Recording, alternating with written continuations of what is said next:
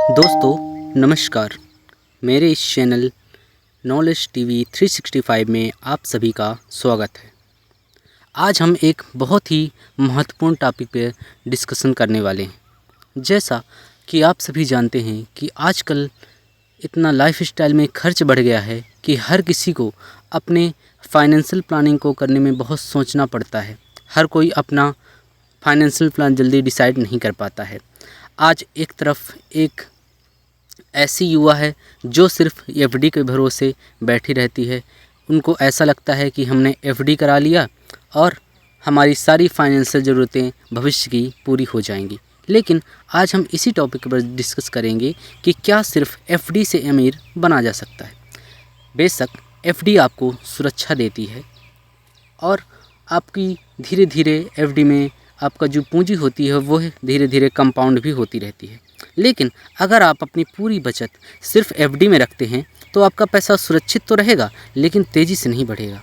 और वही पैसा अगर आप अन्य तरीक़ों में लगाएंगे तो आपका उतार चढ़ाव तो रहेगा लेकिन आपका पैसा धीरे धीरे कंपाउंड होकर के आपको एक अच्छी वेल्थ दे करके जाएगा।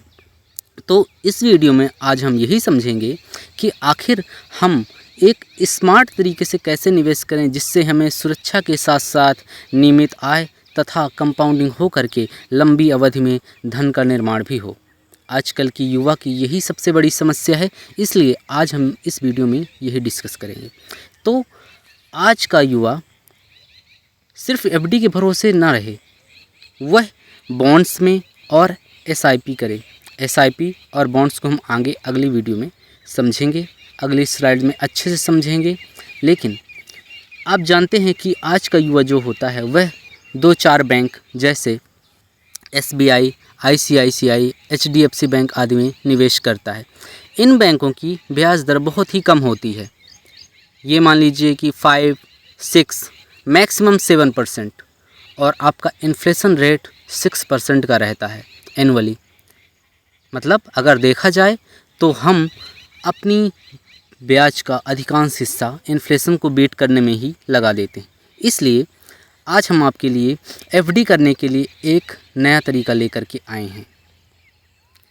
सबसे पहले हमको एक इमरजेंसी फ़ंड बनाना होगा। इमरजेंसी फ़ंड इसलिए ज़रूरी है ताकि मान लीजिए हमको बीमारी आ गई, हमारी नौकरी छूट गई या कोई ऐसा खर्च आ गया जो हम को तुरंत देना पड़ता है, तो इसलिए हमको एक इमरजेंसी फ़ंड बनाना पड़ेगा। इसके लिए सबसे अच्छा तरीका है एफडी कराना।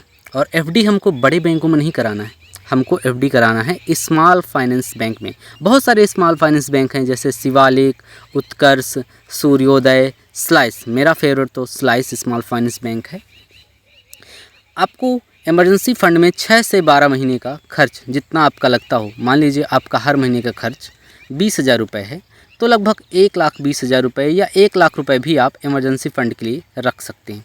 इन बैंकों की सबसे बड़ी बात यह है कि जहां नॉर्मल बड़े बैंक आपको 6-7% देते हैं, वहीं ये बैंक आपको 8 से 9% ब्याज दर देते हैं। मतलब आपका पैसा 8 से 9% ग्रो करेगा एनुअली।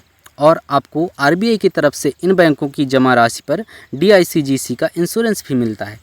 डीआईसीजीसी बीमा की सीमा 5 लाख रुपए प्रति बैंक है। इसलिए एक ही बैंक में बहुत सारी धनराशि रखने की बजाय राशि को अन्य स्मॉल फाइनेंस बैंक में अलग अलग करके रखें। अब चलिए दूसरा एफडी तो आपने कर ली, अब चलते हैं बॉन्ड्स की तरफ। बॉन्ड्स क्या होते हैं आइए समझते हैं। बॉन्ड्स वह एक डेट इंस्ट्रूमेंट होता है जो किसी कंपनी या सरकार जब उसे लोन की आवश्यकता होती है तो वह आम निवेशकों को जारी करके उनसे लोन ले लेता है। मतलब जैसे आपके दोस्त को आपसे उधार चाहिए तो वह दोस्त आपको एक बॉन्ड जारी कर दे कि आपने उसको इतने रुपए दिए हैं और मैं उस पैसे को इतने समय में लौटाऊंगा, तो वह एक बॉन्ड होता है। तो इसमें जैसे आप बॉन्ड में निवेश करते हैं तो उसमें आपको एक निश्चित आय आती रहती है। मतलब बॉन्ड्स में जैसे बॉन्ड्स के निवेश की 3 कैटेगरी होती हैं कंपनियों में। जैसे A rated, double A rated bond होते हैं, वह 8 से 9% देते हैं ब्याज दर, और जो बी रेटेड कंपनियां होती हैं वह 12-13% ब्याज दर दे देती हैं, और जो सी रेटेड कंपनियां होती हैं वो तो 13-14-15% तक ब्याज दर दे देती हैं। मतलब आपको बहुत अच्छा खासा इसमें बिना किसी उतार चढ़ाव के आपको ब्याज मिलता रहता है। शेयर बाजार की तुलना में इसमें कम उतार चढ़ाव होता है और आपको फिक्स्ड इनकम मंथली मिलती रहती है, और पोर्टफोलियो में स्टेबिलिटी भी रहती है। मतलब जैसे बाज़ार में गिरावट आई तो पोर्टफोलियो में कोई आपको उसका बुरा इम्पैक्ट दिखाई नहीं देगा, क्योंकि बॉन्ड्स से जो निवेश करते हैं आप वह बिल्कुल स्थिर रहता है और कंपनियां उसको अपने काम में लगाती हैं। तो ये बॉन्ड्स का हो गया। अब इसके बाद जो सबसे इम्पोर्टेंट चीज़ है, जो हम बहुत सारी तरीके हैं, बहुत सारी कंपनियां हैं उसको करने के लिए, जिसको हम बोलते हैं SIP, सिस्टमेटिक इन्वेस्टमेंट प्लान। चलिए आगे उस चीज़ को डिस्कस कर लेते हैं। यह SIP क्यों ज़रूरी है? लॉन्ग टर्म में वेल्थ निर्माण के लिए SIP बहुत ज़रूरी है। म्यूचुअल फ़ंड आप समझते होंगे। म्यूचुअल फ़ंड एक कंपनी होती है जो आपका पैसा ले करके, बहुत सारे निवेशकों से पैसा ले करके उसको शेयर बाज़ार में इन्वेस्ट करती है रिसर्च करके, तो उसे हम म्यूचुअल फ़ंड कंपनी कहते हैं। और जो हम उसमें मंथली इन्वेस्ट करते हैं उसको कहते हैं SIP, मतलब सिस्टमेटिक इन्वेस्टमेंट प्लान, छोटा निवेश बड़ा भविष्य। हर महीने जैसा ही आप छोटी छोटी SIP डालते हैं तो धीरे धीरे वो कंपाउंड हो करके एक बड़ी पूंजी बन जाती है जो भविष्य में आपके लिए काम करती है। तो हर महीने SIP करना आपके लिए बहुत ज़रूरी है ताकि आपका भविष्य सुरक्षित हो सके। SIP का असली फ़ायदा समय और धैर्य में है। जितना जल्दी आप शुरू करेंगे उतना ही आपको वेल्थ अचीव करने में और सपनों को हकीकत बनाने में मदद मिलेगी। इसमें लॉन्ग टर्म के धन निर्माण के लिए यूज किया जाता है। कंपाउंडिंग मतलब चक्रवृद्धि का जादू SIP में काम करता है और महंगाई को अच्छे तरीके से यह बीट करने के लिए पर्याप्त है, क्योंकि इसमें 12, 15, 20, 25 तक रिटर्न आपको मिल जाता है बड़े ही आराम से। तो इसलिए अगर आप लंबी अवधि के लिए धन का निर्माण करना चाहते हैं तो SIP से अच्छा कुछ भी नहीं है। चलिए आगे देखते हैं और कैसे आप अपनी फाइनेंशियल जर्नी को पूरा कर सकते हैं। चलिए देखते हैं। तो सबसे पहले हम देखते हैं कि हमको क्या क्या करना है। FD करना है स्मॉल फाइनेंस बैंक में, ताकि हमारे पास कुछ पैसा रहे जिसको हम तुरंत यूज में कर सकें। कुछ पैसे को आपको बॉन्ड्स में रखना है, ताकि शेयर बाज़ार जब उतार चढ़ाव में रहता है तो बॉन्ड से आपको एक स्थिर आय आती रहे। और SIP आपको करना है लंबी जो कंपाउंडिंग होती है उसको पूरा करने के लिए, और आपका लंबी अवधि के धन निर्माण के लिए SIP आपका करना है। अगर आपका निवेश केवल एक ही जगह है तो पोर्टफोलियो आपका अधूरा है।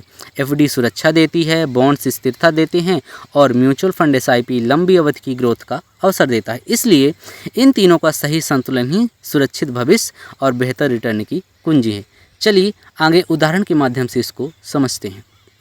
उदाहरण के लिए यदि कोई व्यक्ति हर महीने 30,000 का निवेश करता है तो उसको सर्वप्रथम तो 10,000 रुपये स्मॉल फाइनेंस बैंक में आपातकाल के लिए सुरक्षित फंड के रूप में रखना चाहिए।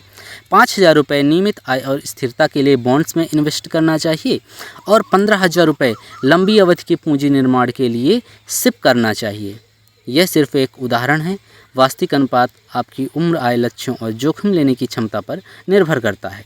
चलिए आगे देखते हैं और हम क्या कर सकते हैं अपने फाइनेंशियल गोल को प्लान करने के लिए। चलिए देखते हैं। तो महत्वपूर्ण बातें इसमें यही हैं कि इमरजेंसी फ़ंड सबसे पहले आपको रखना है, और आपको सबसे ज़्यादा जो ज़रूरी है वह है इंश्योरेंस लेना। जैसे हम बाइक, कार, ETC का इंश्योरेंस लेते हैं, उसी तरह हमको 2 और इंश्योरेंस लेना है जो हमारी फाइनेंशियल इंक्लूजन के लिए बहुत ज़्यादा ज़रूरी है। पहला है टर्म इंश्योरेंस, मतलब अगर हमको कुछ भी दुर्घटना हो जाती है, हमारे साथ कुछ भी हो जाता है तो हमको 1 करोड़ तक का टर्म इंश्योरेंस लेना बहुत ही ज़रूरी है। साथ ही हमको एक हेल्थ इंश्योरेंस पॉलिसी लेना भी बहुत ज़रूरी है, ताकि अगर हमारे शरीर में कोई भी बीमारी आती है तो हम उस पॉलिसी से कवर ले सकें। और हमको अपना निवेश अलग अलग करना चाहिए और हमेशा धैर्य और अनुशासन के साथ लंबे समय तक निवेश करने के लिए तैयार रहना चाहिए। सही योजना प्लस अनुशासन प्लस धैर्य ही वित्तीय स्वतंत्रता की सीढ़ी है। चलिए आगे देखते हैं।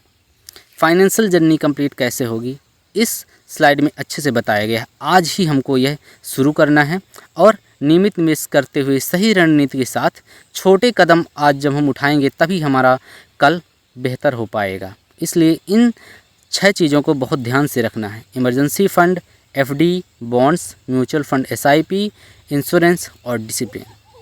चलिए इस वीडियो में इतना ही। नेक्स्ट वीडियो में आपसे मिलेंगे, तब तक के लिए धन्यवाद।